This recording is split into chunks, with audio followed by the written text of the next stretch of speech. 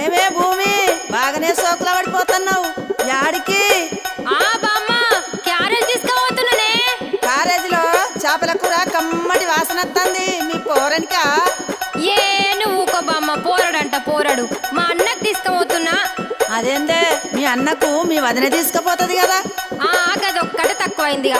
మా వదినకు చీరలు కావాలి, లిప్స్టిక్లు కావాలి, అది కావాలి ఇది కావాలని అన్ని అడుగుడు తెలుసు కానీ ఇవన్నీ చెయ్యది. అవునా? ఏం పనులు చేయదా మీ వదినే? ఇంతకు ఏమేమి అడుగుతుందో జర చెప్పరాదు.